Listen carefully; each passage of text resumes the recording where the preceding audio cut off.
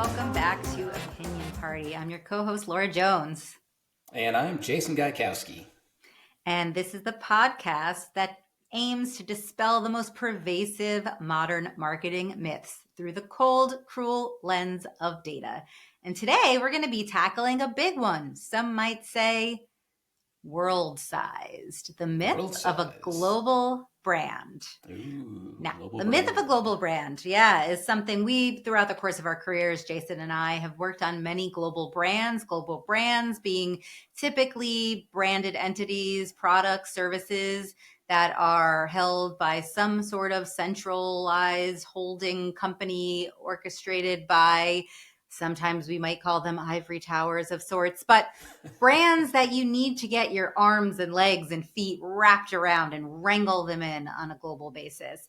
And there's a lot of different models for managing global brands. Some are very centralized. They're run by a very tight core team. Everything comes down from the centralized core team, and it all looks and works together beautifully. That might be a myth too, as well, by the way. And then there are others that are pretty decentralized, but have some best practices, some shared assets, some principles. But one thing actually struck us as very interesting when we started to tackle this topic, which was that when you look at brands quantitatively through the lens of Brand Asset Valuator, brands can oftentimes look very, very different depending on the market, as you might assume or as you might guess. A brand might be completely oversaturated, commoditized in one market, and might actually be a momentum brand because it's only existed there for a short amount of time. Typically is the case with US brands expanding into global markets.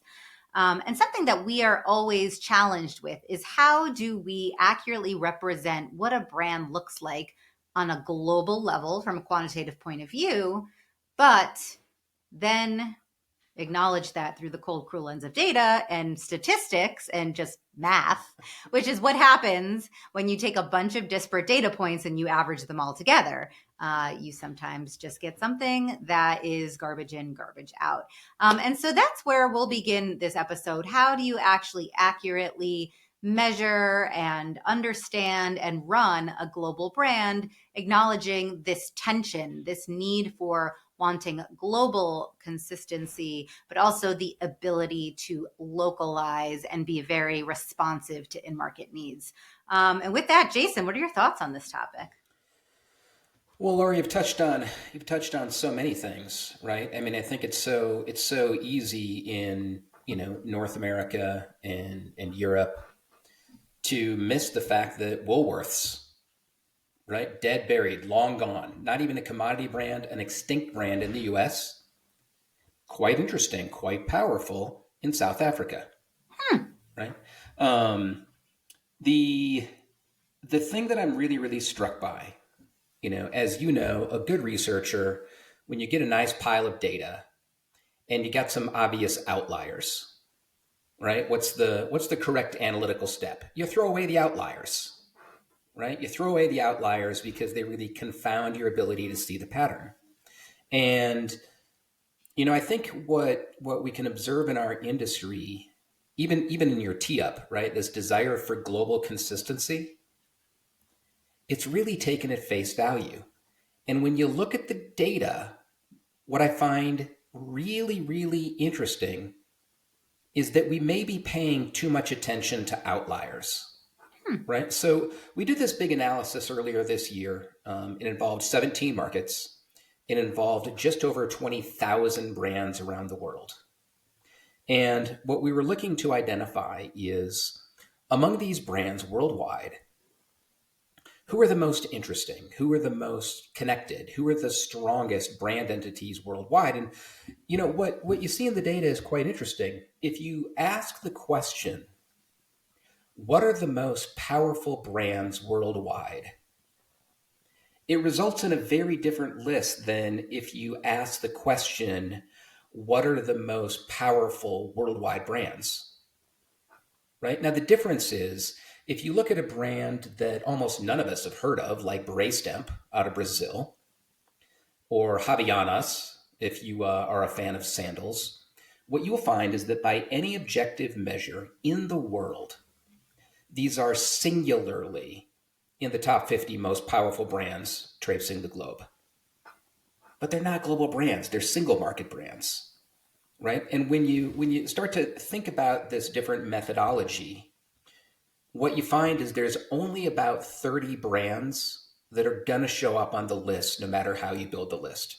It's, of course, Apple, Google, Nike, Disney, Samsung, right? These are global icons. The real secret to their globality is the mere fact that they're present in many, many, many markets. But they're not equally strong in each market, right? Adidas is far stronger in Brazil and in Europe than it is in North America and China. Nike is, of course, far more powerful in the United States than it is in Australia and Southeast Asia, right? And so what you actually find is no matter how much we talk about global brands, no matter how much we talk about global consistency, there's very little evidence that a consistent global brand actually exists.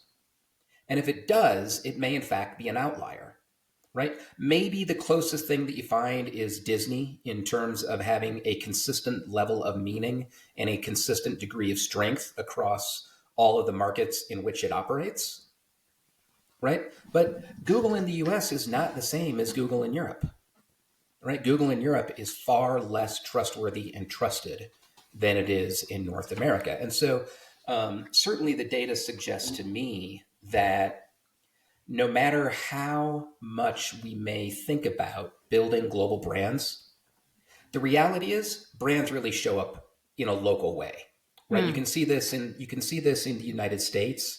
In the Southeast United States, there's a rich and interesting brandscape of local regional brands that outperform the national leaders in the US market, right? What you can observe in Latin America is the most powerful, healthiest, strongest, high velocity brands are probably not the global entries, right? Some of them, yes, generally no, right? The number one beer brand in Latin America is in fact not Budweiser, right? If you go to Mongolia, you're going to find Tiger and you're going to find Chinggis beer, absolutely dominant local entities. So my take on the data is, yeah, brands are local and brand battles, brand growth is won and lost at a local level, right? And occasionally we have an outlier. And so I'm really, really interested to get into this conversation with our guest who's traveled the globe building brands and building business with our friends at General Mills. And so I'm going to hand the mic back to you, Laura, and let's kick this party off. Yeah, welcome Peter Everett to Opinion Party. So great to have you. Hello, thanks for having me on. Yeah, absolutely. I'm going to give our listeners just a little bit of background and why we've invited you on today. Peter, you have extensive global experience, as Jason mentioned, working for companies the likes of General Mills. And you've overseen marketing strategy across Europe, Australia, the Middle East, Asia, and Latin America, pretty much everywhere in the globe. So I can't imagine a more perfect person to have on our podcast today talking about this global brand conundrum. You've been responsible for driving brand growth and relevance in very diverse and complex markets and navigating cross-functional teams, backgrounds, languages.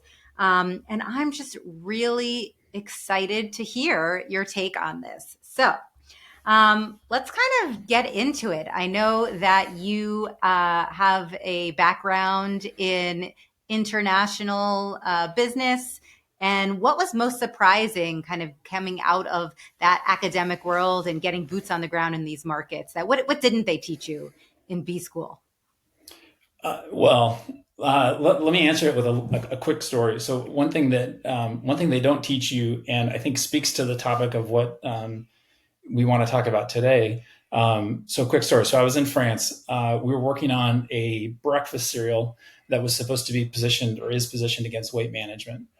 And I'm American. I'm bringing an American lens. I was working with some other folks who were British and American. So a very kind of Anglo lens to what we were how we were thinking about how we were going to position this brand. And we're talking to a consumer. So this is in Paris, right? Center of Paris, beautiful, near Montmartre, all that. And we're having a one-on-one discussion with this consumer. And so it's weight management, right? So as an American, I'm thinking about carbohydrates and proteins and fat levels and, et cetera, kind of breaking my food down into this like scientific way of thinking. And so we had the interviewer, one of the questions we had her to ask was a series of questions about carbohydrates. Like, how do you think about carbohydrates? Which, like, if you're an American thinking about weight management, this makes a ton of sense. We had this whole series of questions we were ready to ask. And the interviewer asked the first question, and it was something about like, what's your opinion about carbohydrates or whatever, like a really generic, broad question. And the woman responds, what's a carbohydrate? And that was when I realized, like, wait a minute, there's a completely different way of thinking about this that, reflects a lot of French society, French culture, how the French think about food. That was completely different from the way an American thinks about this, or maybe an Anglo consumer thinks about it. So at that point, it was like, hard left turn. Let's find a different way to talk about the benefit. The benefit was still super relevant, right? But the way we were going to talk about the benefit turned out to be quite a bit different from what we were thinking about. Yeah. What did it end up being? I'm curious. I would love to live in a world where I don't even know the meaning of a carbohydrate. Right. Well, I mean, so I would say, first of all, the part of the insight of that was for a French consumers, and this is going to be a gross stereotype, but generally don't break their food down into macros and scientific bits and blocks, right? The way I think Americans tend to do. So for her, it was more about whole foods, wholesome foods. It was more about the ingredients we were using. It was more about, is it going to satisfy me because I'll enjoy it for breakfast, and then that'll keep me going, until lunch or until, whenever my next meal is. So it's just a much more holistic way of thinking about it, and a difference. We ended up coming up with a completely different way of communicating the benefit of that so that it connected with her, and it worked, but it's just a very different set of we ended up in a very different place from our assumption when we started. Yeah. If I connect that to what I think we can observe in the data, and also just what we often experience with clients, is it's so easy at HQ to have a set of theories and models and perspectives that, like, you assume you can just export to the rest of the world. Mm-hmm. And really lose sight of the fact that, like, the mental models, the cultural norms and expectations, and even the relationships that individuals have with different categories, different brands, different classes of food are so foreign to your own that if decisions are made from a distance, you're highly, highly likely to miss the mark.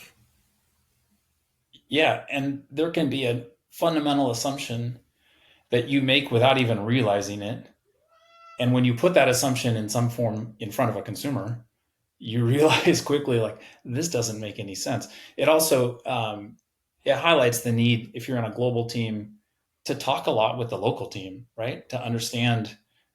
And sometimes those assumptions, if you're only doing it on Microsoft Teams or on Google Meet or whatever, sometimes those assumptions are a little difficult to uncover because they're implicit for both parties, but the assumptions might be completely different. And so doing it in person helps a lot. Doing it with consumers helps a lot. But you got to have those discussions to make sure you identify what those implicit assumptions are. Yeah. And, let's back up for a minute because we've been jumping right in talking about global brands. But, what is your definition of a global brand? What's been your experience on working on brands that are available in multiple places in the world? Is that just the definition of a global brand, or is there some other layer on top of it that designates a global brand? Well, for me, a brand is a promise, right? To the consumer or to the customer. The brand is a promise of something. It can be an experience. It can be a food that does a certain thing. can be a bike that does a certain thing, whatever that is. The brand is a promise. So for me, a global brand is a brand that works across a lot of different countries and represents basically that same promise in all those countries. And your provocative idea around myth of a global brand starts to put us a little bit in the space of like, well, maybe global brands don't exist. I think a global brand exists if it represents basically the same promise across all those countries, knowing that there's inevitably going to be nuance and difference from one country to another. Yeah, what aspects would you say are critical to keeping consistent across multiple markets to really truly define that promise? I would say the job that the brand does. So like Snickers is one that I love, right? It's a really good example, I think, of the brand promise is really clear. The insight that backs up the brand promise is really clear. And I think it's generally consistent across all markets. But then the way it shows up in the market can be quite different, right? Like the core product is basically the same, but pack sizes and formats are different. But then they also have lots of line extensions that are different from one country to the next. China versus France versus the US. That brand does show up a little bit differently from market to market, but in a way that the core promise is still the same, and then it's adapted a little bit with maybe some extra juice, let's say, that helps it to be more relevant to the local consumer.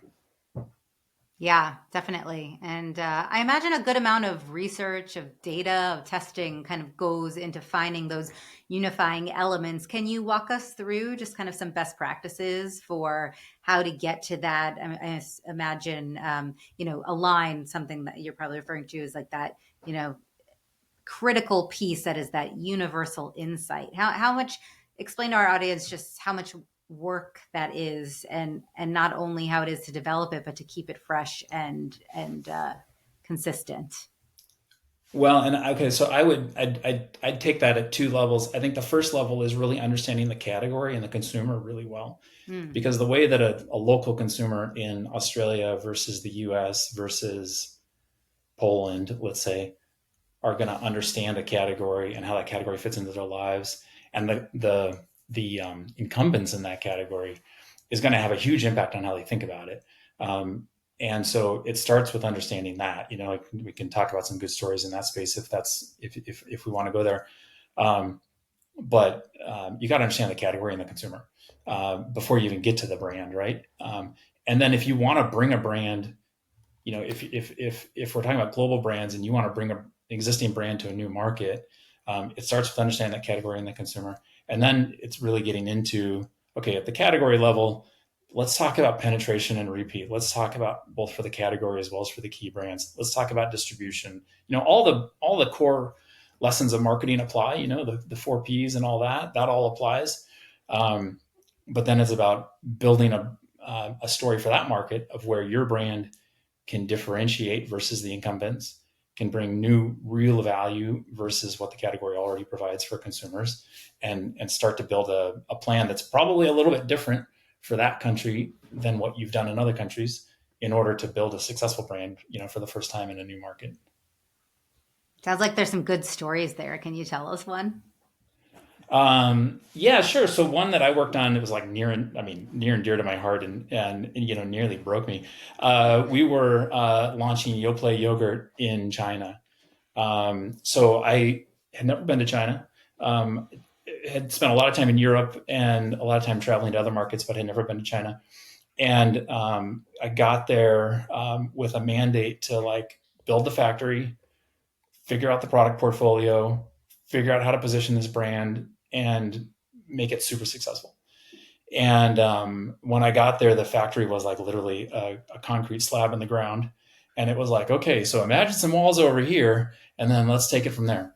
And so we did just what we said, right? So we spent a lot of time with consumers. While we were working hard on building the factory, we also spent a lot of time one-on-one with consumers, just getting to know how they thought about the category, what role the category played, and even just how they consumed the category. So one really simple example, in China, most of the yogurt that people consume is actually drunk, they drink it, rather than eating it with a spoon. And so a lot of times that's through a straw or in a bottle. Okay, so consumers have a completely different expectation of what yogurt should look like. It should be thin. Usually it's thin. It should be drinkable, etc. Um, and we spent a lot of time with consumers one-on-one digging through that.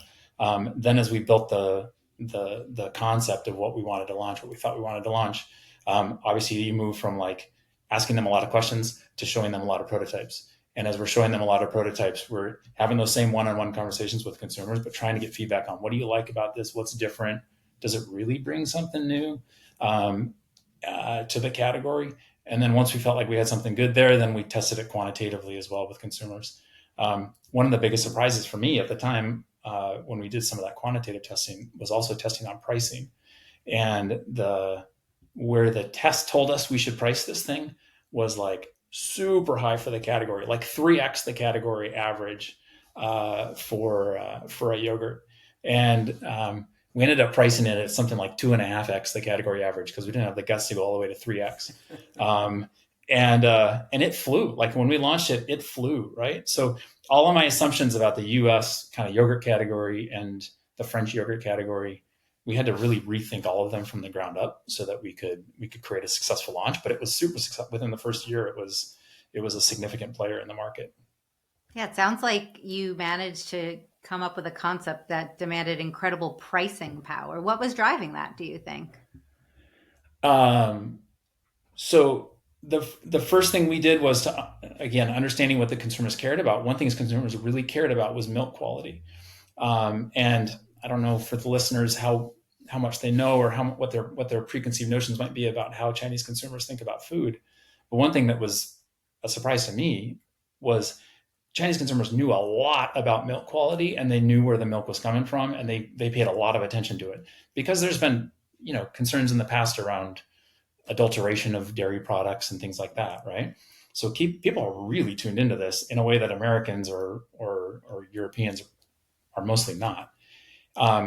We went deep into that. We built a really strong relationship with the dairy partner, and we were the only brand that was 100% fresh milk. Which I don't know if you would know that, but most yogurt is not made with 100% fresh milk. And we pounded that message super hard. That was like part of the core differentiation. So one of the things that worked really well there was we had a point of difference that was really meaningful for the consumer. The consumer understood it. And because we were a startup, we could kind of build the model however we wanted to build it. It was going to be very difficult for our established competitors to come mimic that benefit, because they had already built their supply chains around using a lot of milk powder. So we did a few things like that, right? That helped us a lot. We had a very strong ingredient story and quality story that helped us be successful early on. There's a couple of things or a handful of things that jump out at me from your story and your experience, Peter. Number one, don't make promises that your supply chain can't deliver.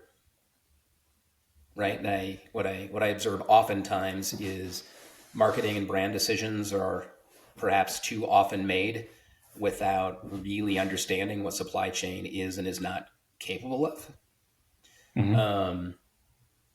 But perhaps more on point, what you're describing, globally recognizable brand at the top level, competing and winning with a fundamentally different product. Right? Yogurt you drink versus yogurt you eat with a spoon. A fundamentally different kind of pricing strategy, right? 2.5x competitive benchmark. Right. You're probably not winning with that strategy in the US or Europe. And a profoundly different point of differentiation, right, than what you would find. And so, what that suggests to me is even under the umbrella of globally recognizable brand, on the ground and China to compete and win, it was really about tapping into the local realities and local competitive opportunities, right? I think that I wonder how that lesson scales to other categories in other parts of the world. Yeah, I think that's well said. And it's an interesting case because it was a global brand, but we did a lot to adapt it locally, right? I think every brand, regardless of the brand, you're working on cars or whether you're working on technology or whether you're working in food, you need to figure out where you stand on that spectrum of, globally consistent, globally uniform, all the way to, something that's locally, it's going to vary a lot from one market to the next. I think every category is a little different. A lot of that has to do with history too, right? Like you think about yogurt. Yogurt is a category that has a lot of history in different markets. And in China, it has a lot of history too. In France, it has a ton of history. So that's why it has developed the way it has in that country. When you think about tech products, a lot of those categories are brand new or they didn't exist 10 years ago. So there's a chance, it doesn't always work out that way, but there is a chance to have more homogeneity in some of those categories, depending on how the competition evolves. Yeah. Fascinating just to hear that you literally built the supply chain from the ground up. And I'm curious about just maybe some of the dynamic in between the role that you were playing in the local market and any tension or can you just describe the relationship in between you in that market being given a very clear mandate, build this thing and make it fly off the shelves, but then what the expectations might have been from other, what we'd call the global marketing team, kind of those sometimes viewed as the brand guardians that want everything to just look and smell and act very consistently because that's really what builds a global brand. So did you experience any of that at all in that role or maybe in any other roles or have had various experiences with that push and that pull of global and local? Laura, I don't know what you're talking about. I mean, between a French head office and a Chinese local operation, you think there was tension? I mean, I can't even imagine, how that could happen. It was all the same playbook. It was smooth sailing every day. Right, exactly. No, I mean, lots of opinions for sure. Lots of different points of view of what the brand should, how the brand should show up. There was a lot of debate in that particular case on the Yoplait example. There was a lot of debate on the color red. How much red should we have versus how much red should we not have on the packaging, and strong views on all sides of that question. But I mean, to the credit of I think both sides in that situation, the one thing that we were always really clear on was okay, what's the core promise of Yoplait, and what's the the Yoplait proposition is generally about taste in all markets. It's the delicious yogurt, right? Like there's other brands that are maybe really functional and have certain health benefits or whatnot. Yoplait is almost always the really tasty one, and so that was consistent, right? So the core of the brand was clear, but to the credit of the global team, they actually gave us a lot of flexibility. They were probably more flexible than most teams in that kind of a space. They gave us a lot of flexibility to create something that we felt was really relevant for the local consumer. And if I can let you in on a little secret too, I think part of it is just pragmatic because part of it depends on where the stuff is made. Like if the factory is local, you inherently have a lot more control than if all countries are sourcing from one factory or all countries are sourcing from a couple of factories around the world, right? And in yogurt, because it's a fresh dairy product, you have to have your factory close to your point of sale, and in practical terms, that gives you a lot more flexibility than other categories would. I mean, the other aspect was I think our global team based in France also had seen this category develop really differently. From the UK to France to the US to UAE, etc. The category had developed really differently country to country. And so they recognized that, and they knew that, okay, you're going to have differences from one market to the next because that's the nature of this category. That's how the category operates. If you think about cars, for example, I would think there's a lot more tension in the car space, because there's a really powerful reason for them to have economies of scale at the manufacturing level. And those trade-offs, if you make a trade-off, it's a really expensive trade-off. So you got to be really clear there's an ROI attached to that trade-off. Definitely. It makes me wonder, and I have no data on this, but from what you said, I think there's a fair hypothesis that truly global brand strategies that like put a high emphasis on homogeneity, Mm-hmm. maybe in response to supply chain and manufacturing infrastructure decisions that have already been made, right? Like if you've decided that you are going to manufacture in one place and chase the world's demand, your ability to really fine tune your product to individual nuances of each market is pretty constrained, Right. right? And so your only Right. viable path may be the same promise made in the same way, delivered in the same way, everywhere and everywhere and anywhere. Mm-hmm. Not because it's the right competitive marketing strategy, because it's just a constraint that's placed upon you by your supply chain. Right. Right. Right. And hopefully there's an economic benefit attached to that. Like it One makes the would product hope. less expensive, and that trade-off is worth making. There's still another layer though that you can customize to the market, even if the product is homogenous from one country to the next. There's still, like in my view, you still have this brand that has a global promise, and that needs to be consistent. That needs to show up consistently for consumers. But then the way the local team activates against that, again, like think about the laws of marketing, the 4 Ps of marketing. Our distribution strategy is obviously going to be different from one country to the next, like how we advertise, where we advertise, even a lot of the communication. Most global brands are operating today where I would say maybe 30-40% of the communication is global, maybe less, depends on the category, but and the balance is all local, right? It's produced locally. So there's still a lot of opportunity for the local team there to put their stamp on it and to make sure that it's as relevant as possible for the consumer, even if they don't touch the product. So there's a lot we can talk about there too.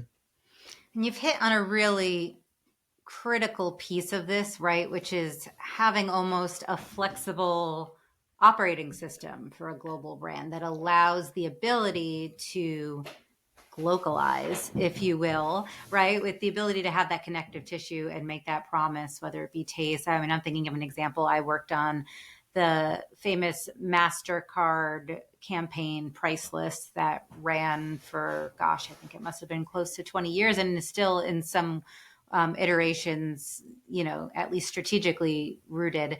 And one of the things that MasterCard did was the what matters research, right? So their Mm-hmm. overarching strategy was the best way to pay for everything that matters.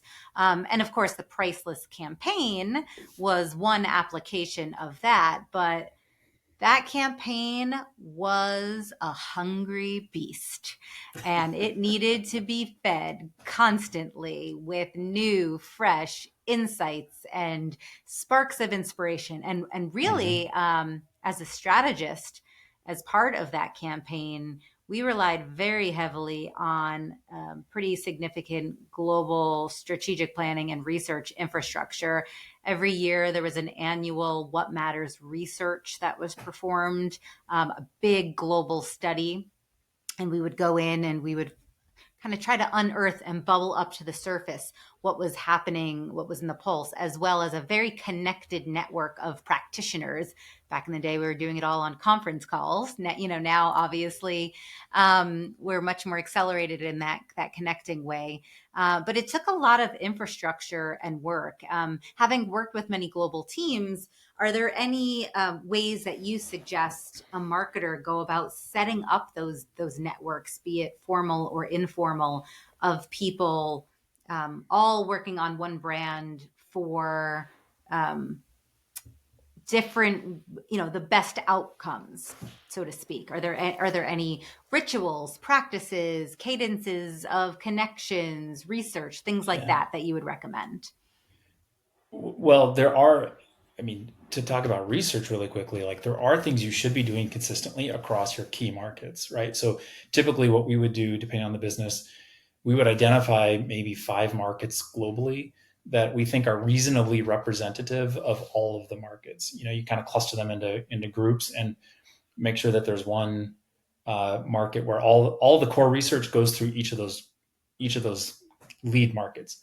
And brand health tracking, awareness tracking, things like that. You're doing all of that consistently in each of those lead markets, so that as a team, you're all able to see that together, because the global team needs to see it, but the local teams also need to see it, right? They need to understand the nuance, and hopefully if they see that their brand awareness is lower than, the country in the next region, they can learn from that and they can figure out what does that mean for us, and maybe there's an opportunity there.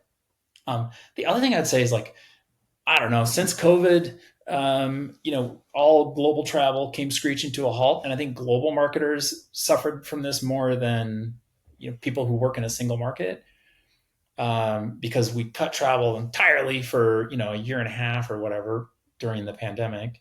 And then even coming back, I don't think travel is back to where it was. Like, generally, the sense I get from people is that travel is not where it was previously. And it's great that we can have Teams calls and, Zoom calls and all that.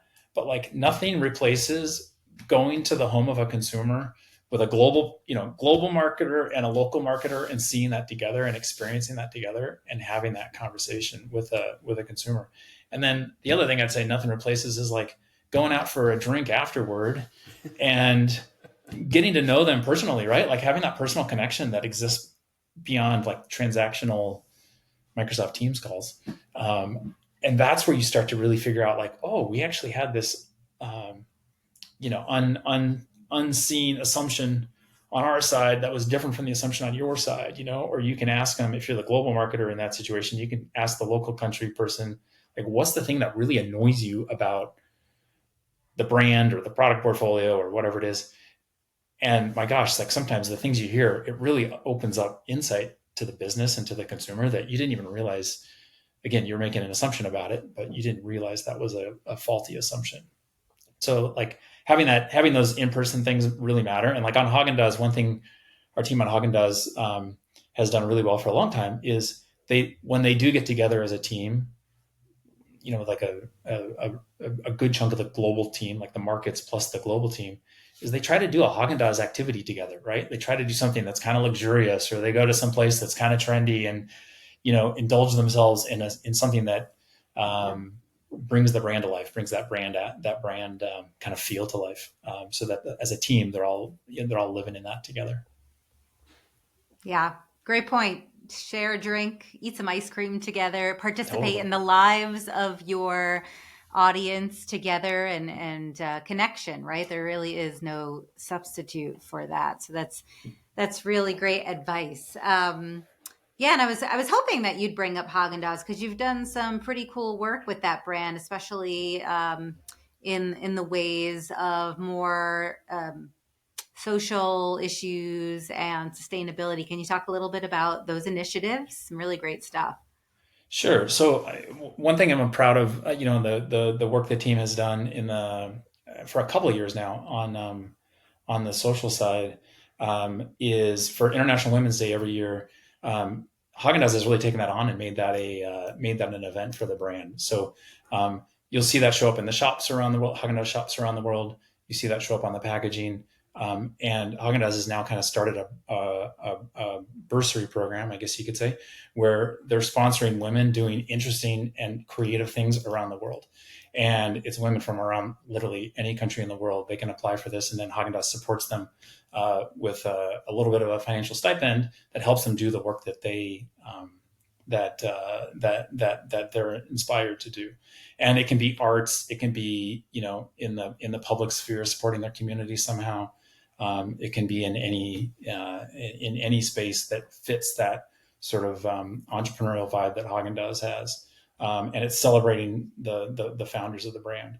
On the sustainability side, there's been a lot of work in terms of, and frankly, as a global brand, we struggle sometimes to figure out how best to communicate that, because there's a lot of work done around sustainability of the vanilla supply. I mean, the vanilla supply coming out of Africa and Madagascar is a big challenge.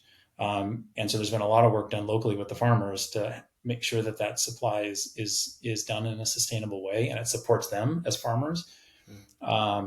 Cocoa is another area where, like, the cocoa supply has been really volatile, and with the climate change that's coming, that's also an area of big concern, right? Because, like, we all love chocolate and we all want to enjoy our chocolate products, but the cost of cocoa has gone up, but also, like, the sustainability of that supply is challenged by climate change. So the brand is on a lot of things, partnering with farmers on the ground in these different markets, in these different countries, to make sure that we can support them in the best way possible. Yeah, that's I love those examples. Actually, one of the first brands I worked on as an intern, the agency had Haagen-Dazs, and I thought one of the neat things about that client was they gave the agency a Haagen-Dazs freezer and stocked it with ice cream. And so I So had a you were really lucky. Yeah, I had a really fun summer eating just the raspberry parts off of the raspberry sorbet coated ice cream bars.